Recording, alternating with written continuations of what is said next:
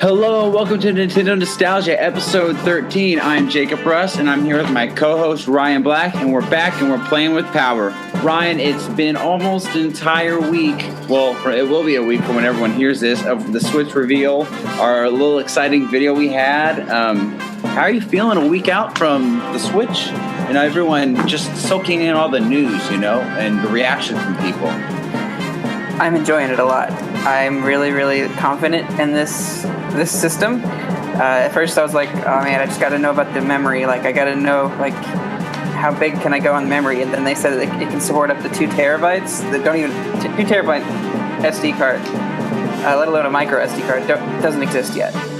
But the fact that it can support that, my fears were calmed, and I am ready for this system. It's going to be one heck of an awesome hardware. I'm just hoping to see games follow shortly with selection and everything. I'm with you. I think the hardware is great. It sucks that everything's so expensive. But I'm not complaining about it either because, I understand why it's expensive. I guess just we're used as Nintendo fans. We've always had the cheaper stuff, but you know what? If you want Nintendo to fight the big dogs and be just like them, like everyone complains about, they're going to have to raise their prices. They're going to have to charge for online gaming, things like that. So, no, I'm not worried about it. I'm excited. I am so excited. I'm really sad too, though, because about our latest news that Ryan and I received was that Ryan, I had to work. Ryan and a friend of his took my pre-order money, and Ryan was there himself, and they were there first in line. Before everyone else. They pre-ordered our Switches, his Switch and my Switch, his friend did for me. And then we pre-ordered Zelda the Master Edition for this to get the sweet sword and everything. So we thought. Yeah, so we thought. And then we find out this week that they didn't put us down for the Master Edition. They put us down just for this plain Special Edition, which is really upsetting because you cannot find the Master. They're sold out everywhere. Everywhere online, I've checked. The Master Editions are sold out. You cannot get them. So according to Ryan checked into it. Apparently, you cannot pre-order the Master Edition in person at GameStop, and you have to do it online, which doesn't make any frickin' sense at all of why we have to do this online. Why can't I do it right there? What's the difference? Why can't I do it there in person?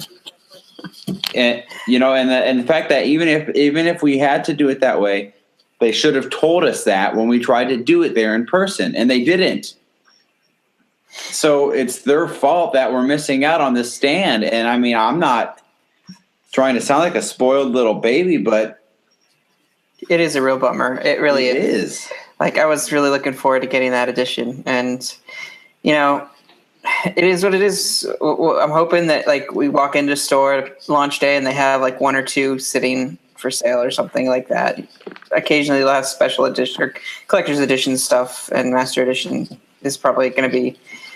It's a long shot, but I'm hoping we can get a hold of one still. So, well, keep browsing online. I keep hoping some store out there may have them. So I don't know. We'll see. I'll keep my eyes peeled and let you know, man. But besides that, I'm excited. I'm really excited about the Switch, everything about it, the Joy-Cons. It's March 3rd can't get here fast enough, I'm excited for Bomberman coming back. I was just talking about that. I'd love for Bomberman to see. We haven't seen a Bomberman game in a long time since except for being on a phone, and those are kind of terrible iterations. Yeah. And then I'm really looking forward to ARMS just because it's kind of a spiritual successor to Tolero Boxer from the Virtual Boy, and I was a big fan of that game, even though it was crazy hard.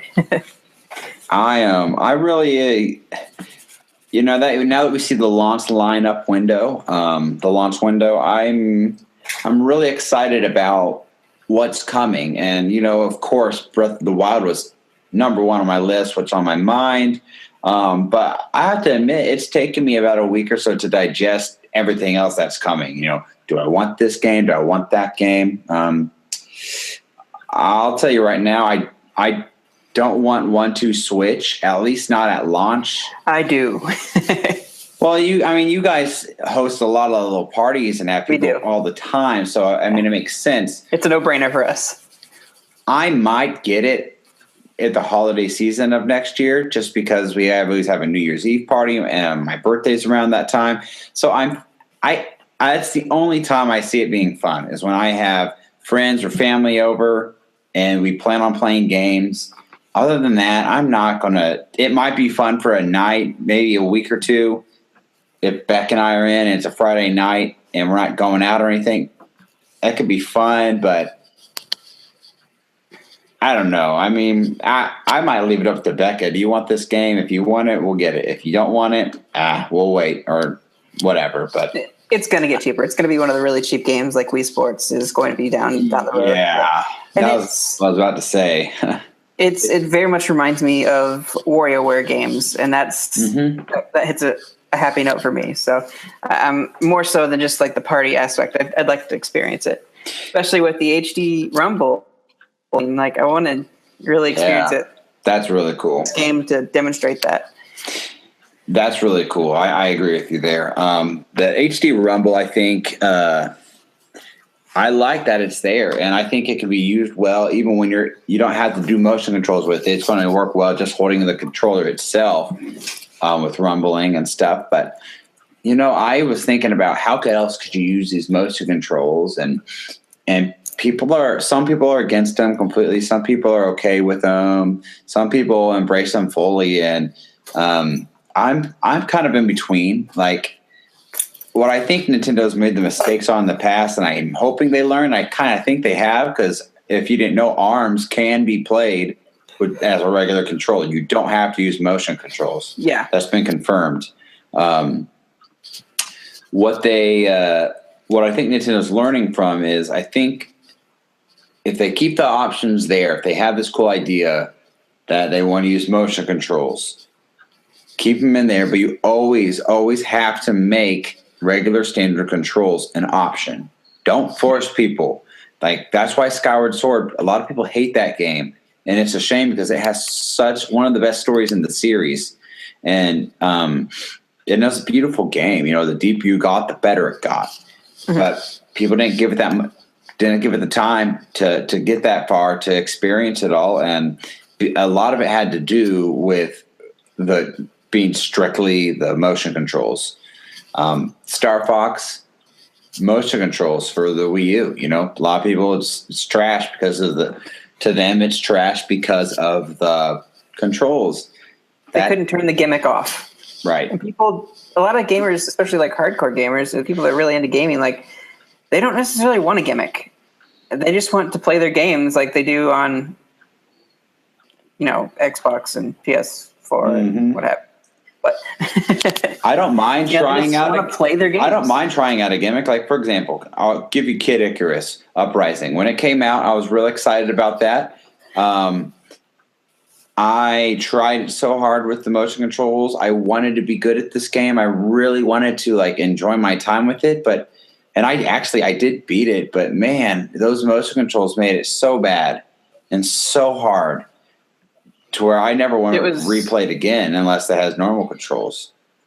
I had the original pack-in for the DS. There was a thumb strap that had a little button you could put on your thumb to tap the screen. Yeah. And that was really comfortable using it for Kid Icarus. That was the only way I could play. And even then my hands cramped up, but it was a way to play. And my point is, I tried the gimmick. I wanted to try the gimmick. I wanted to play it the right way, because you know what? Maybe I actually would have liked the gimmick better than traditional controls. Right. And if I find it fun. But I didn't, and I wanted so badly just to switch and play standard controls, and I think I could have enjoyed the game a lot more that way. So I think they're learning. Let's hope that they're doing that. I think with this HD motion control, I think there's a lot of games that you might want to go revisit. Like, I was thinking about, what if a Madden game came out and you're the quarterback? You could literally, in Game Explain, they talked about how someone said that they literally could feel like when they were ribbing girl and they made a punch with the thing, someone told them it really felt like ribbon was just sliding right out of your hand. Was unraveling, yeah. You know, and that's what it wasn't Game Explain. I think it was one of Bobby's shows. Geekcast. It was on the Geekcast, I believe. But imagine that if I'm playing football and I'm throwing the football I could click the button that I want to which receiver to go to, and then I throw it, and I imagine if it feels like a football is actually leaving my hand. I mean, that would be radical stuff. Or the amount of if you're the receiver and you catch it, you know, what it's like to actually feel a ball actually land in your hands. I think that would be really cool. Little things like that. Feeling the rumble beneath your feet as you're running, like bump, bump. Oh, one Joy-Con, the other Joy-Con, you feel it in each hand, like as you're running. Mm-hmm. Each step. That'd be pretty cool. You could do that. And you know what? I hope, I don't know if this is the case, and I wouldn't think, but I hope that when you put the control, when it's just a regular controller, that I still has the HD rumble. Like, if I'm firing Samus's beam, for example, in the next Metroid game that's going to be announced at E3, I want to feel it. I don't want it to be just a regular old rumble. You know, I want to actually be a HD rumble. I want to feel the zing that you get when you try using the grapple beam. Yeah, that's a great point. I want to feel like really powerful when I charge up the arm cannon, like feel that energy like shaking. That would be awesome. Wouldn't that be cool to like, wow, this is what Samus feels when he does this, you know? Yeah. That's cool. I'm glad Nintendo finally cut the cord. They got rid of the whole sensor bar thing. They were able to do it now with their technology. Like, that's great. I hated that thing. It's amazing. I mean, I thought that they were going away completely from motion, but you know what? I don't know if you watched Josh the BitBlock. Did you see that video he posted? I did not. He was, Bobby shared it just last night, and I watched it. I'll send it to you after this, but it was, he was responding to some haters out there YouTubers who have been complaining and what they're complaining about. And he made some really good points. And he talked about how Nintendo, you know, why are people complaining about the controlling and the motion controls? He says, like, Nintendo, every iteration, starting with the NES, added something new. Like the NES, before the NES, it was just really like an arcade stick and like two buttons. That's how people played. Nintendo took that, turned it on its head, gave you a square little controller with a D-pad and the start, select, and A/B. And then after that, they added in the Super Nintendo buttons, and they added an X and Y button as well. After that, they gave you the first joystick and the C buttons. Z Trigger is my favorite, I think. And Z Trigger, yes, they added all those. And it was a wacky controller. Every controller's been wacky. The Super Nintendo was radically different from the NES. And then the 64 was radically different from the SNES. And then the GameCube, what did the GameCube add? The 64 added Rumble as well. The GameCube. You had your two top shoulder buttons that clicked. You had the Z button above that. Which you had shoulder buttons before, but you had the C stick. It wasn't buttons; it was an actual like almost like an analog stick. And correct me if I'm wrong, but I believe Nintendo had the first wireless controller. Did they not? The Wavebird. You know, that's a good question. Because I don't remember ever seeing a wireless one before. They existed. No first parties. Like Logitech had some really good wireless. They existed out there, but Wavebird did it best. Okay. Like battery life, range, you know, there was no lag whatsoever with the Wavebird. The only thing you lost out on was the rumble, which is understandable. Right. But the GameCube added a whole new experience. I have to say, I don't know how the Switch feels, but the GameCube, that actually has probably been the best feeling controller I've ever played. Like, I just felt in sync with the controls and the way I held it. That's probably my favorite controller to date. And then, of course, the Wii, we don't have to explain it. Added motion controls, and then you added the nunchuck. Then the Wii U added the gamepad, added a screen. And then the Switch is a little bit of everything. I mean, you can have motion controls. You can it has a touch screen if you're on the go. but it's also a standard control, and now it's adding the HD Rumble as well into that. So why are people complaining about these controls? Nintendo's always set the standard, is what he's saying. Everything that you see in your PlayStation controllers, your Xbox controllers, it's a standard that was put there by Nintendo, not them. Nintendo did it. Yeah. So and Nintendo, they set the standard for any kind of motion that people use today. So, and they've just taken it to a whole new level. So if you're worried about the controls, don't worry about it.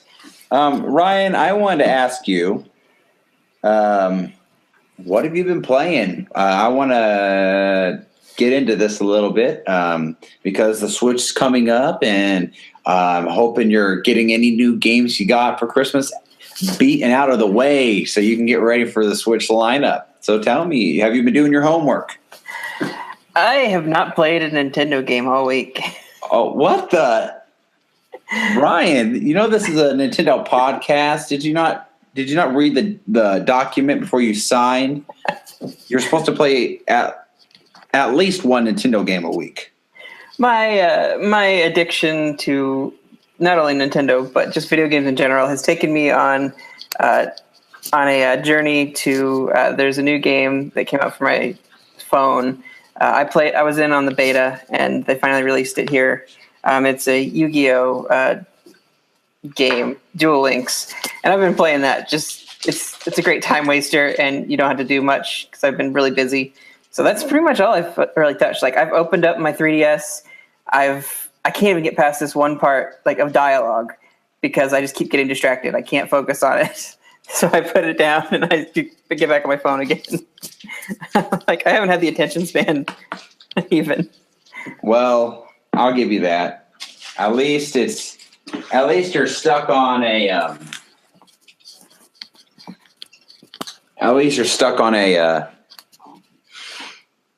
mobile game instead of like PlayStation or an Xbox or something. So you get a little slack there, buddy. No problem with that. What have I been playing? Yeah, what have you been playing? Since we're getting really close to the Switch, and I mean, I am itching to play. I just cannot wait. Like, every day I am listening to YouTube videos about people's thoughts, and I've re-listened to podcasts that I've already heard about. Like, I listened to the Nintendo Dads again. I haven't listened to that one yet. I listened to part of it because I actually logged in for pre-show, and they had a special episode where they released all the pre-show stuff. And I listened to it this week. And then I went back and listened to the reaction video, which I already heard last week. And I listened to Bobby, Sean, and Toby when they did one. I listened to those three's podcast reaction video again because that one's really funny because Sean gets really upset. So I thought it was really funny, and I just wanted to. I'm kind of educating myself. Why are people upset? What are they frustrated about? And do I agree with that? And am I just fanboying this? And I've actually been gathering a lot of knowledge, and I think I've been fair. I think I've been listening. I'm not just, I love Nintendo. I mean, I buy it, period, no matter what people say. But if I'm going to defend Nintendo, I want to make sure I'm not just defending them out of a fanboy. And I want to give my honest opinion on things. So I have been re-listening to that stuff too. But this week though, not only have I been listening to Switch stuff, I've really jumped into like Breath of the Wild material of the latest trailer and what people are thinking, and listen to just reaction videos of people. And like, I've been hearing, cause I listen to, I'm at work. So like I hear people like crying just to my headphones, and I'm just like, I don't think it's weird. I just think it's like, it kind of gives me goosebumps. Like, it's just like, it's touching. That's like, I understand why that's so touching. That's why I love Zelda more than any other Nintendo franchise, because of the story. So from saying all that, to answer your question, I've been replaying Zelda, not replaying, for the very first time. I've been playing through the original Zelda on the NES Classic. That was one of my goals. Never beat it. Ready to play it. I don't know if I'll get to Zelda 2. I know it's really hard, but right now I'm about halfway through the game. I just beat Temple 5 and Level 5, and I'm hoping I can beat this game in a week. I'm cheating. I guess some people don't consider it cheating. I am using a map because I'd be playing this game till this time next year if I didn't, and I got a schedule and I still got other games to beat. So something else you did this week, and congratulations are in order. Or since our last recording anyway, you beat Super Mario Brothers 3. I did. Thank you. Congratulations, man. Yes. Add that Quite to the the rewarding bucket list. feeling. Yes. So now, since the NES Classic has come out, I have beat the original Mario Bros. 1, for the first time. And now I have beat Mario Bros. 3. And then after I do the Zelda side trip, I'm probably going to go back and I'm going to play Mario Bros. 2. I started already. What about Lost Levels? It's not on the NES Classic, so it's not on my agenda to beat, at least not right now. So, okay. But I may go back in time. So, yeah, that's what I've been playing. I did play a little bit of Banjo-Kazooie last Sunday. I had our good old friend Brad Hunsinger swing by, and we hadn't hung out in a really long time. So we just caught up, and we wanted to play jump down memory lane. And we started this file literally like about 2 or 3 years ago. We haven't played it since, and we picked up literally right where we left off and beat like 2 more levels and stopped again. Maybe we'll pick it up in about 3 more years. Who knows? Hopefully sooner, but mainly Zelda is what I've been playing. And I had Becca play Paper Mario Color Splash last night. Showed her that. But I have to say, like, I don't dislike the game, but I'm really excited for the Switch, so I think I want to trade it in. And I don't normally trade in games because I love to collect games. And but my theory is, like, dude, I think I've already seen this at like a used game store. I think I can always go back later and rebuy it at a cheaper price. See, I would be careful with that because, at the end of the GameCube's life, at least it was harder to get. And this was released late in the Wii U's life cycle, and it may be harder to get because of that, because it's still a pretty decent game. I heard people say it was a good game. It was definitely a lot better than Sticker Star anyway. It is. Just so you know, you actually froze up there for like 2 seconds, so I didn't hear half of what you said. I'll edit I did that pause. out. I did pause and come back in. So okay, but yeah, I like it for what I'm playing, and it's hilarious. It's really funny. It is hilarious, but I really want to I need some more money for my Switch. You know what I'm saying? And maybe they'll re-release it on the Switch. Who knows? So, are you satisfied with the launch lineup? Well, that was my next topic. I know we each bring a topic for the week for the news. We're going to talk about some more Switch stuff. Ryan, didn't you have what did you want to talk about for your topic this week of news? Well, I kind of sort of covered it with just the battery life in general. Okay. And memory, like the nitty gritty stuff, like being able to charge it on the go. Like you can charge it while it's in its kickstand mode. The Joy-Cons last on a 20-hour charge. So that's a plus. I hear that the sad puppy dog controller that comes with the system doesn't charge the actual Joy-Cons, but you can get a $30 like one that does charge, which I did pre-order that as well. Are you sure the one that comes with the system doesn't charge? That's what they're saying. They're saying that there is a charge one that you can get, but that the regular one does not. Now, how would they do that? There needs to be some clarity there. But you can just charge them by plugging them or by snapping them into the Switch system. So, I guess so. I mean, 20 hours is a long time. It's not like it's way better than my gamepad. I guess to be honest, I'm kind of used to the gamepad, where like, okay, you play for 3 hours and it dies. I mean, that's what the Switch is going to be, honestly, the actual system itself. But that's going to be rapid charging too. That's different, That's when you're on the go. And, just take a freaking charger with you. It's not that hard.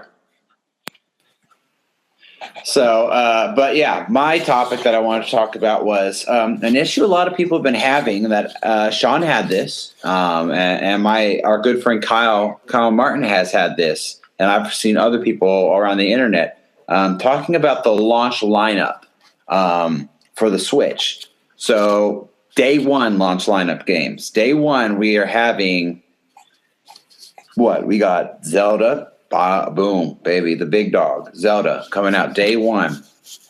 And then we have, I believe, is Bomberman day one too? Yes, it is. Bomberman. Super stoked. I'm actually really excited about that. Like I said earlier, I've been thinking about games to get looking at how everything's lining up. And like I think ARMS is definitely a game I want to get when it comes out or around there. I'm really getting excited about that game. There's a lot of hype around it. I'm not going to get 1-2 Switch, like I said, but I'm really liking Bomberman. So I might, depending on my money situations, I might get Bomberman day one as well. But clearly, Zelda Breath of the Wild is day one for me. Yep. What about that Street Fighter love? I didn't grow up on it, so I really could care less. To be honest, I really do not care. Not that I think it's a bad game. I'm glad it's there because I know there's lots of people out there that love it, but I don't care. I did not grow up on Street Fighter, Tekken, any of that stuff. So I can live without it. I'd be cool with it as long as they have the ability to like beat up the cars, because that was like my favorite thing to do in those games. I'm sure they will. Destroy stuff. I'm sure they will. I don't think they're changing anything out of it. They're just adding to it. Mm-hmm. So, and then I think that snippet game, whatever, Snipper Clippers, is that what it's called? Something like that, yeah. Somewhere around those lines. That I thought it was day one, but I think I heard today that it's not necessarily day one, but it's coming out in March. It looks to be a good game. It's not something that I'm interested in, but it's something I could pick up and pass time with if I wanted to, if I didn't have Zelda to work with. Right. So, but this is an issue for people. So I think those are all the day one games, at least confirmed, that I can think of right now. But this is a big issue for people. And my thing is, why? Why is this an issue? Okay, like, are you really going to buy 12 games day one if there were 12 games and beat them all within a month? And if you are, do you have a job and a life? And if you're not, like, why does it matter? Okay, the way I see this is, now, granted, we thought from the get-go that I expected more games at the announcement. I won't lie, I did, because Nintendo said they pushed it back, and they said, like, we're pushing it back for the games, to work on more games, game lineup. Now, granted, I think they decided to put some of the key ones in this and wait for the others at E3. I really believe we're going to get a lot more games than what we've heard since this reveal at E3. I mean, I will not be surprised if they double the amount of games they announce at E3. I think at least show, if not have like playable stuff. But absolutely, it doesn't surprise me at all that there wasn't much for the presentation. Like, there's no surprise to me because Nintendo was like, keep a tight lid on everything. Don't say anything about the system. Developers didn't even know about it because they were trying to keep it so hush hush. Mm-hmm. How in the world could they have been developing games for it and had it in this amount of time ready to be able to be shown? Right. You're absolutely right. And people will say, well, that's Nintendo being stupid and not being professional. I mean, they can do however the heck they want. It's their business. If they want to keep a tight lid on things, fine, whatever. Here's what I think how they made their decision, though. Like, okay, you saw Breath of the Wild at E3 last year, and that was literally, okay, maybe not the only game, but that was basically the only game they showed off. The whole set was that way. And the feedback they got from that, the amount of YouTube watches they had online from people for the trailer, for the event, people tuning in, it stole the show floor. And it was the only big game Nintendo even had to show. Best in show. most anticipated game of the year. I mean, this was blowing everything out of the water. People were lining out the doors to get in to see the Zelda. I heard they built an entire cathedral at that event. Right. Like, that's crazy. Like, the stuff that they brought in. Like, is this, like, people said, like, it's like Disney World or something. Right, absolutely. And my thing is why they from getting the results they got, I think it might have been their most watched YouTube video they've ever posted at that time. I'm pretty sure it was. Why would you not feel confident? All right, this is day one. People are going to be happy. We are going to sell Switches because we had more people watch this video and get hyped for this game than we did selling Wii U's. You know, how could you not feel confident in that? This is a long game. This is a big game, the biggest game Nintendo's ever made. This is huge. And it's your day one game. Those people that are waiting out, like, oh, I'm not going to get it. I didn't pre-order it. I'm not going to get it, like, right when it comes out. The second they see their friends playing this game, like, they're going to go out and try to get one. Like, I hope that stock is there for them to get, because that's going to be – they're going to be begging for it. They will. They're going to be kicking themselves in the pants. You know it, and I know it. And that's why I'm not waiting. So I don't understand why launching with Breath of the Wild as your big dog is an issue. I don't think it is an issue. I think it is long enough because Nintendo, they're doing it more of a launch window, which in my mind makes sense.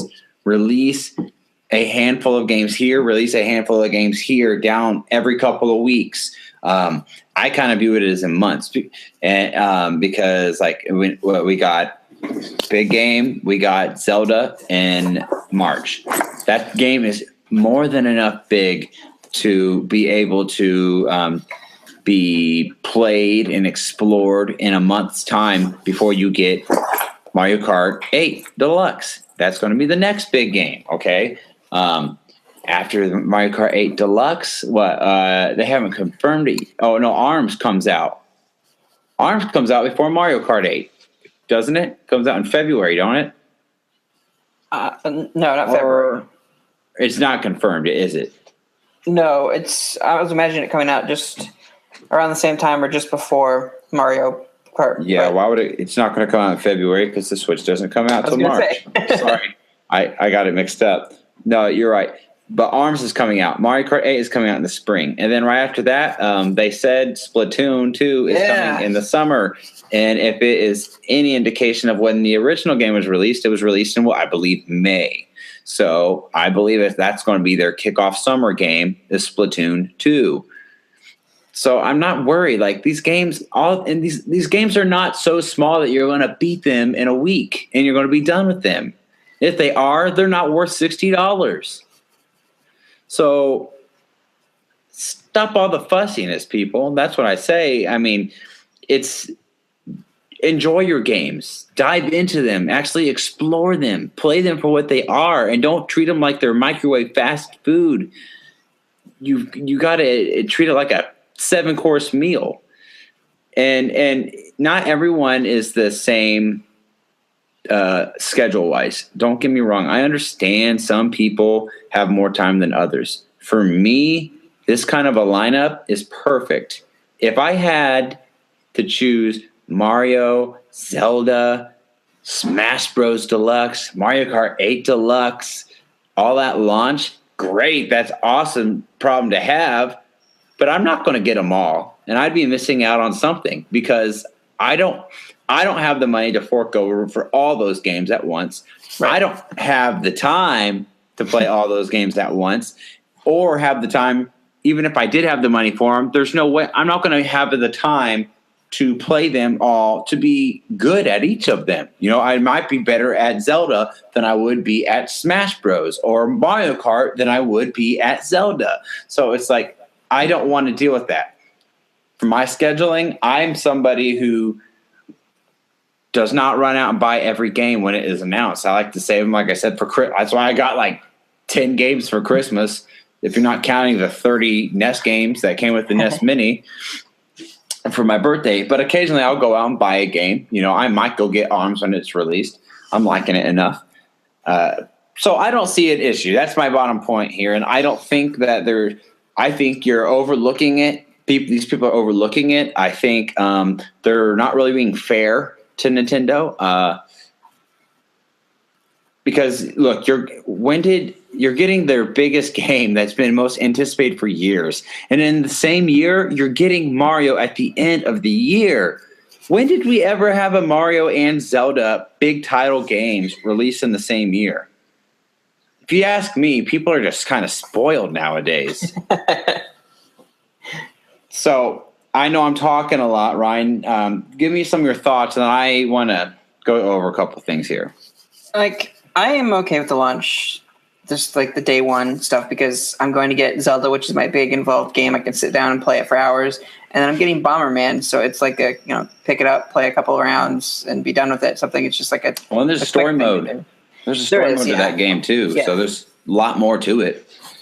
So I saw like it looked like a boss fight with some of the bosses that you saw, the characters that you saw from Bomberman 64 and stuff. So I'm excited about that. I hope they bring back the card system where you do special tricks and they award you cards and stuff, like gold cards and stuff. That'd be kind of cool to see come back. That'd be really cool. That's kind of where I'm happy with those two games. Of course, 1, 2 Switch. That's going to be the party one that we'll be playing with everyone. I know that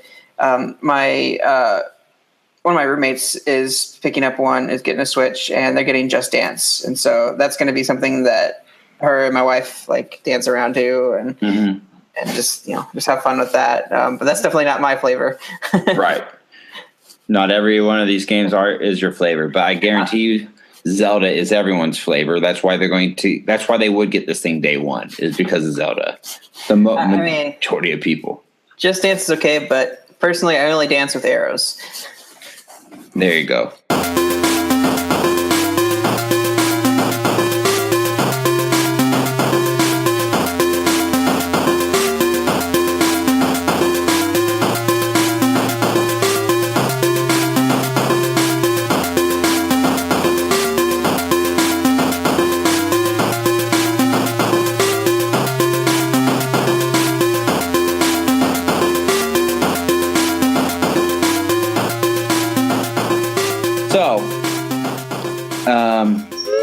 I'm in school to be a history teacher. So I just looked up a little bit of Nintendo's history here, and I wanted to pull up the games and I wanted to look at some of Nintendo's past day one launch games that everyone's complaining about.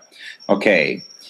On October 18th of 1985, the original Nintendo system, and we're only looking at home consoles here, by the way, but the original Nintendo, the NES, was released in America, and it launched with 18 games. Now, that's a lot. That is a lot. That is a lot more than what we're getting right now.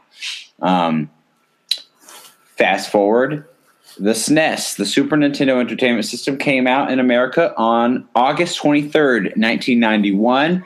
It was released a grand total of 5 games.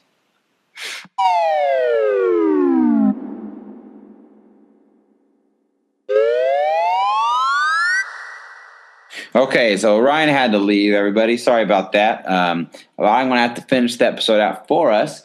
But the SNES was released with 5 games. And then on October 26, 1996, the Nintendo 64 was released with a whopping total of 2 games. One of those games being Super Mario 64. The GameCube was released on November 18, 2001 with 12 games. Pretty good. And then on November 19th, 2006, the Wii was released with 21 games.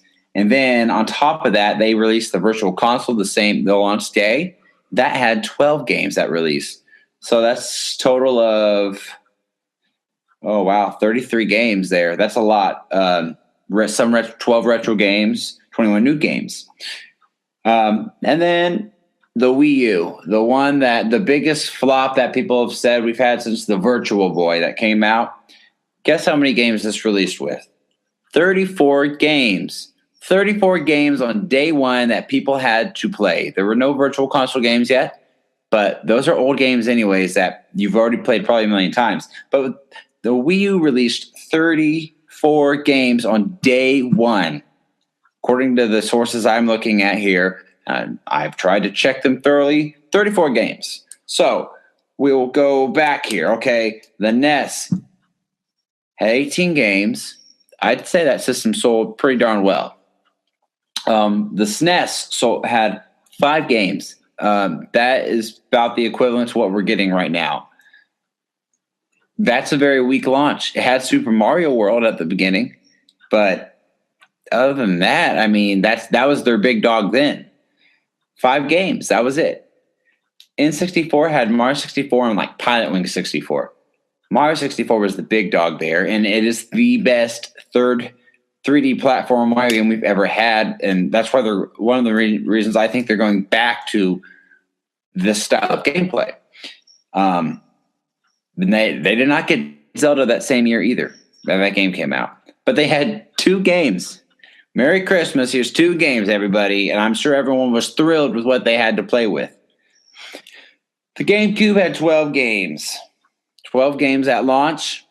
That's pretty decent size. That's at that point it would have been their second biggest, according to my notes here. And guess what? The GameCube, up until that time, that generation, became their worst selling home console they ever had.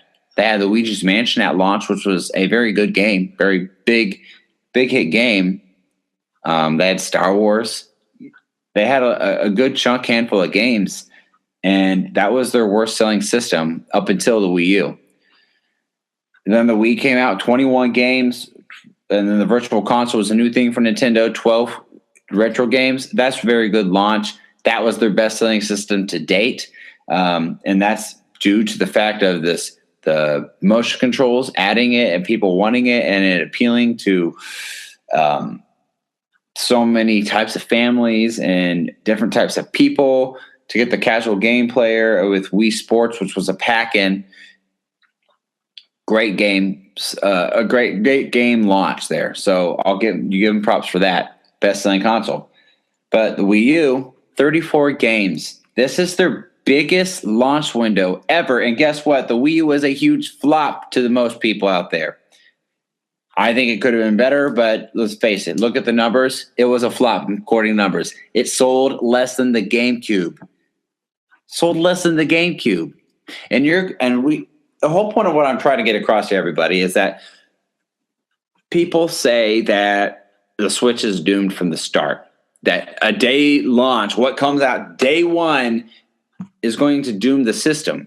Now, not everyone's saying that. Some people are just mad that they need to have that. But I think that from what it sounds like, overall, a lot of people really think that they treat it that as day one or bust. And that I've even heard that if they don't announce a lot of games at E3, then they're done. The Switch, the lifespan's dead, and Nintendo should just go third party. And no, that's so silly. People just need to quit overblowing everything. The Switch is fine.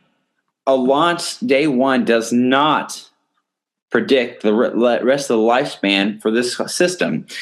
And the fact that you have Zelda, The Legend of Zelda Breath of the Wild, their biggest Zelda game they've ever made, that's probably going to set the new standard for how they do Zelda games. Ocarina of Time did it for the N64. It wasn't a day one release. It wasn't a year one release. Came out and it revolutionized how we played Zelda and the way we think of it. For all the games that came after it, they were modeled after that game up until now. And this is probably going to be the next model that we have to go off of for Zelda games.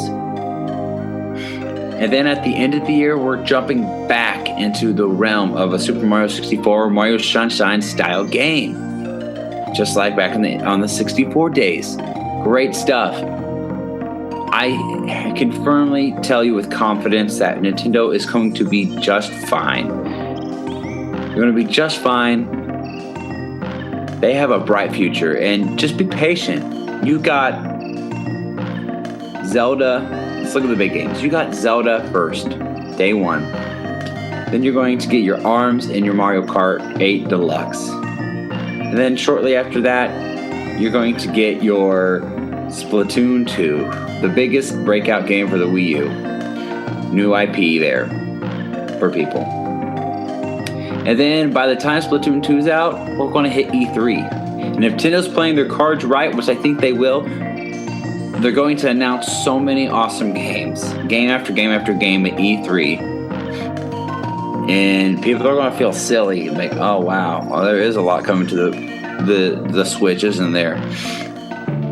So guys, that's the foreseeable future. My point is, the SNES was a very successful system for Nintendo. The N64 was a very successful system for Nintendo. I know for myself, the SNES through the GameCube, I have the most memories with. I love those systems. And then the GameCube sold worse before the Wii U. And it's shocking because of how many people love that system. And then the Wii, I have to say, maybe for many people, at least in the hardcore Nintendo scene, who grew up with the SNES, the NES, the 64, the GameCube, maybe the Wii's, I have to speak for myself, the Wii might be my least favorite system to revisit out of all those systems, at least as of right now. It's not retro enough for me, it's not nostalgic enough for me, but that was their best-selling system of all time, and it's the least one I want to go back and revisit, because there are a lot of issues with the Wii. So, in the words, I hope this little pep talk we've had here helps you out. Sorry it was kind of not as normal of an episode. Ryan had to leave. But in the words of a famous NFL quarterback named Aaron Rodgers, just relax.